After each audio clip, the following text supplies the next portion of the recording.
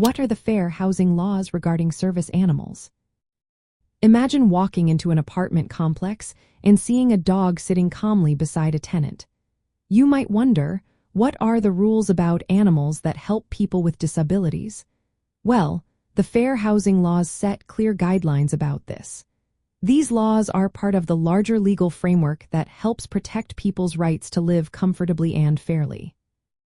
They requiring housing providers to make reasonable accommodations for tenants who need service animals or emotional support animals.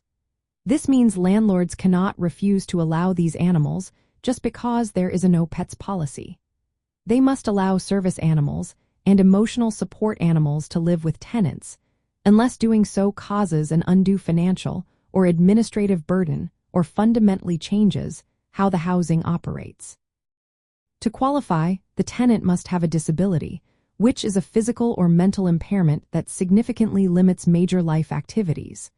The tenant also needs the animal because of that disability. If the disability or need is not obvious, the landlord can ask for reliable documentation, like a letter from a healthcare professional. But they cannot ask for detailed medical records or proof of training. Speaking of training, emotional support animals do not need to be specially trained. They only need to provide emotional comfort related to the tenant's disability. When verifying a service animal or emotional support animal, the housing provider can only ask two questions: whether the person has a disability and whether the animal is needed because of that disability. They cannot ask for proof of training, certification, or other documentation.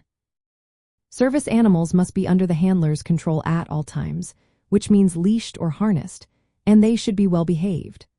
The landlord can requiring that the animal not pose a direct threat to others or cause significant property damage. Importantly, housing providers cannot charge pet fees or deposits for service animals or emotional support animals.